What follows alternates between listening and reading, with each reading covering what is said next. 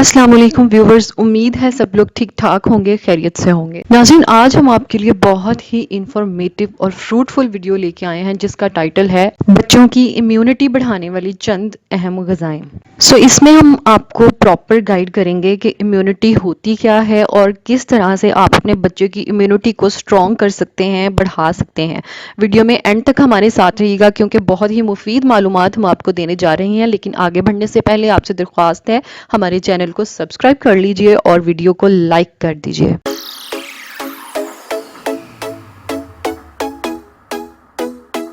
जी तो viewers, welcome है हमारे चैनल विजडम इनसाइड आउट में।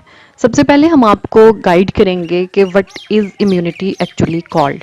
सबसे पहले तो बहुत से लोगों को मैं ये बताना चाहती हूँ कि असल में इम्यूनिटी होती क्या है। आपने नोटिस किया होगा कि अगर दो बच्चे हैं और दोनों को सेम इन्वायरमेंट मिल रहा है, सेम टेम्परेचर मिल रहा है और वो बाहर खेल रहे हैं, तो आपने नोटिस किया होगा कि उनमें से एक बच्चा जो है वो जल्दी बीमारी को पिक करता है। यूं कह लें कि वल्नरेबल और सेंसिटिव है उस कोल्ड टेम्परेचर के लिए या किसी भी किस्म के जर्म के लिए, तो वो जल्दी बीमार हो जाएगा rather than the second kid. अब ऐसा क्यों है? एक बच्चा उसी माहौल में बीमार नहीं हो रहा जबकि दूसरा हो रहा है, तो इसी को कहते हैं जी इम्यूनिटी।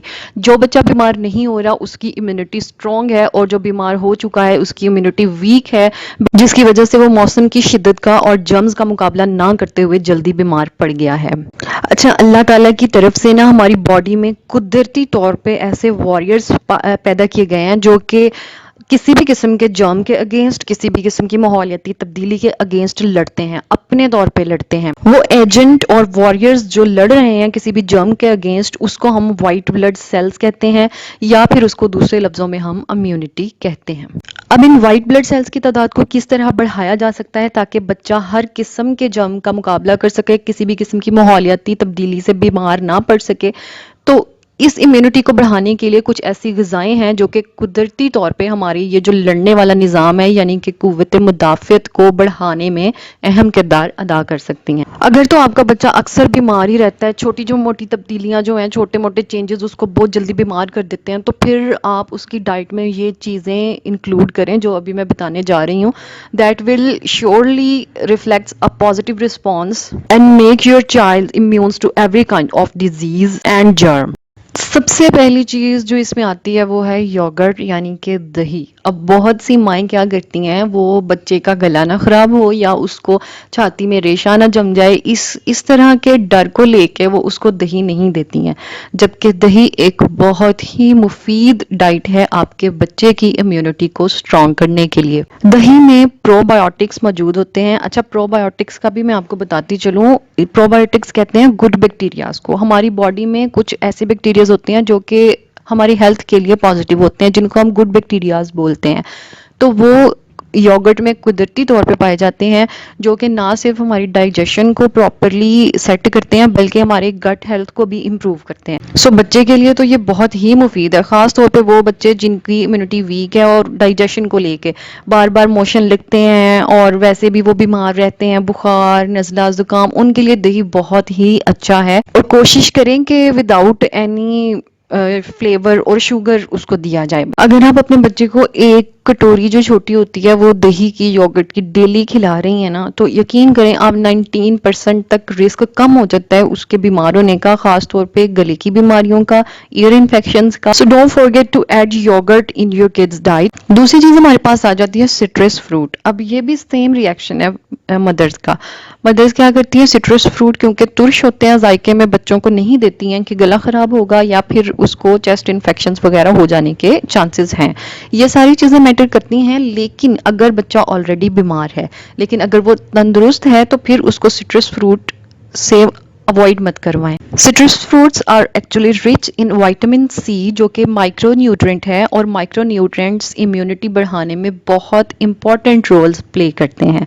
इसमें एंटीऑक्सीडेंट्स हैं, पोटेशियम्स हैं, फॉस्फोरस हैं and a lot of other micronutrients जो कि सिट्रस फ्रूट के ज़रिए आपके बच्चे को मिल रहे हैं और ये सारे के सारे उसकी इम्यूनिटी को स्ट्रेंथनिंग की तरफ लेके जाते हैं। अगली चीज़ जो अपने बच्चे की डाइट में से आपने मिस नहीं करनी है, that is lean meat and fish.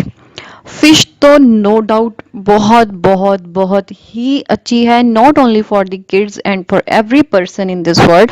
Fish एक बहुत अच्छा सोर्स है प्रोटीन का, और जब प्रोटीन है तो फिर ब्लड सेल्स ऑटोमेटिकली इंक्रीज करेंगे, और जब ब्लड सेल्स इंक्रीज कर रहे हैं दैट्स मीन कि आपके बच्चे की इम्यूनिटी ऑटोमेटिकली इंक्रीज हो रही है।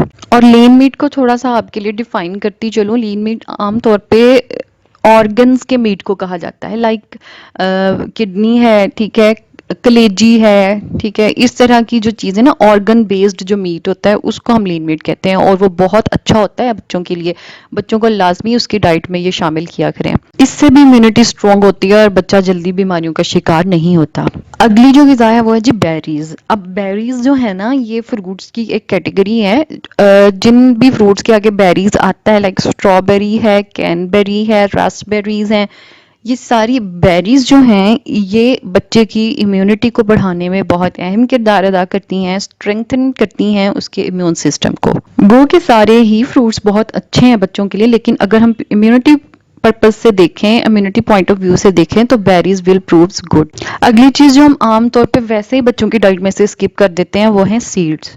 सीड्स बहुत ही मुफीद होते हैं बच्चों के लिए, जिसमें फ्लैक्स सीड्स आ जाते हैं जिसको अलसी कहते हैं, पंपकिन सीड्स, कद्दू के बीज, सेसमी सीड्स, वो तिल के सीड्स, सनफ्लावर सीड्स, ये सारी ग़िज़ाएँ हम आम तौर पे बच्चों को नहीं देते, हम स्किप कर देते हैं, अमूमन हमारा इस तरफ ध्यान ही नहीं जाता, जबकि ये गिफ्ट है अल्लाह की तरफ से न्यूट्रिएंट्स से भरा हुआ, ताकि आपके बच्चे की इम्यूनिटी स्ट्रांग रह सके। And the last thing is egg, जिसको लेके बहुत मिसकंसेप्शन है कि अंडा गर्म है तो सर्दी में ही देना है, गर्मी में नहीं देना, या अगर देना है तो सर्दी के बगैर देना है। These all are rumours and misconceptions. अंडा बहुत ही मुफीद है आपके बच्चे के लिए, गर्मी है या सर्दी है, आप अपने बच्चे को अंडा ज़रूर खिलाएं और कोशिश करें कि जो देसी अंडा है वो बच्चे को दिया जाए। दूसरी सूरत में भी न्यूट्रिएंट्स तो मिल रहे हैं, प्रोटीन तो मिल रही है, लेकिन ज़्यादा बेनिफिशियल यही है कि आप देसी अंडा बच्चे को खिलाएं। ये सारी चीज़ें आप अपने बच्चे की डाइट में शामिल करने के बाद, उसका एक प्लान बनाने के बाद मुझे ज़रूर कमेंट्स में बताइए कि क्या वाकई ये आपके लिए फ्रूटफुल साबित हुआ है या नहीं। आई एम प्रीटी श्योर कि आप लोगों को